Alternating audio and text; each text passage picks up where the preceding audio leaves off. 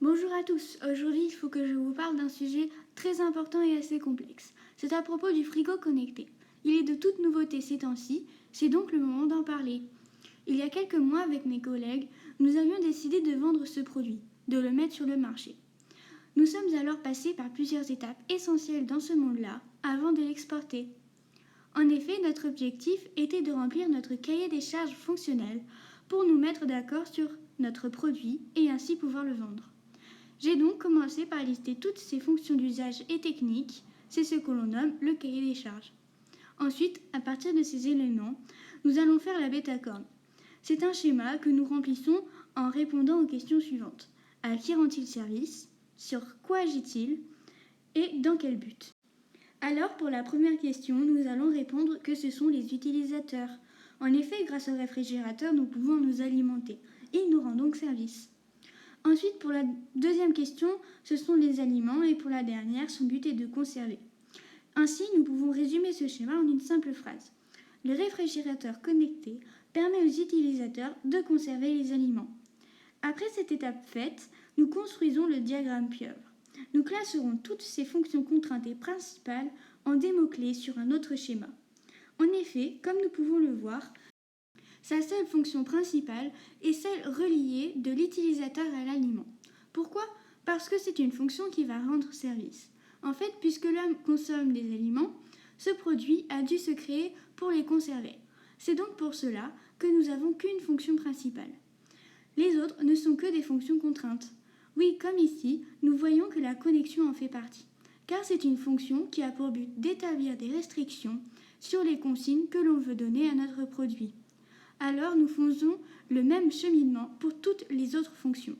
Ainsi, la fonction contrainte 1 est aussi l'utilisateur, la fonction contrainte 2, les aliments, la fonction contrainte 3 que nous avions abordée est la connexion. Donc sa fonction est d'être connecté à Internet avec du Wi-Fi. Grâce à cela, le frigo connecté peut acquérir de nouvelles fonctions, comme celles des fonctions contraintes numéro 6, 7, 9, 10, 11 et 12. En effet, il permet ainsi aux utilisateurs de consulter à distance le contenu en faisant les courses, de recevoir les alertes en cas de problème, de gérer les stocks et les dates de péremption, de diffuser les actualités, des émissions télévisées ou même des photos, vidéos, musique de notre galerie téléphone. Enfin, grâce à tous ces schémas que nous avions construits, nous rédigerons le tableau du cahier des charges fonctionnel. En effet, nous pouvons voir qu'il y a 4 colonnes. Une où l'on inscrit ses fonctions contraintes ou principales. Donc moi, pour me repérer, j'ai rajouté ces mots-clés que nous avions vus dans le diagramme pieuvre. Ensuite, il y a la colonne des fonctions, c'est-à-dire celles que l'on a écrites au tout début, lors du cahier des charges. Puis, la colonne des critères désigne les éléments importants de l'objet.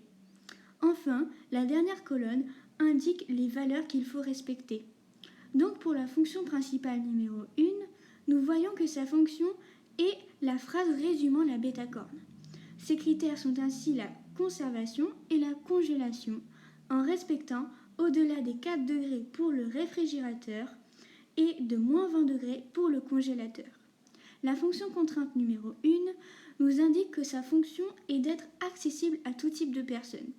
Ici, je parle de celles ayant des mobilités réduites. En effet, il faut qu'elles aussi puissent atteindre la porte du frigo avec autant de facilité que des personnes sans mobilité réduite. Nous faisons alors cette même démarche jusqu'à sa dernière fonction.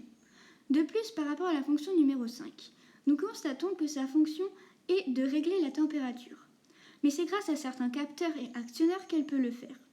Il y a en effet un capteur de température dans le réfrigérateur et un autre dans le congélateur.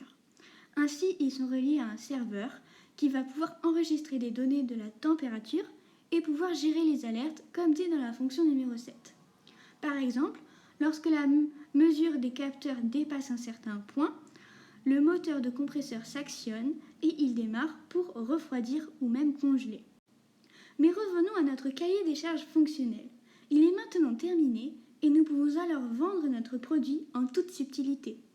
Étant moi-même chef de projet de mon entreprise, il était indispensable que je fasse toutes ces étapes une par une. Ce réfrigérateur connecté a d'ailleurs été vendu la semaine dernière, grâce à mon équipe et à tous les schémas auxquels nous avions traité. À présent, nous pouvons voir à quel point les objets ont évolué. Il y a de plus en plus de fonctions d'usage et techniques. C'est pourquoi il faut bien savoir s'organiser pour les classer et ainsi les mettre sur le marché comme nous l'avions fait.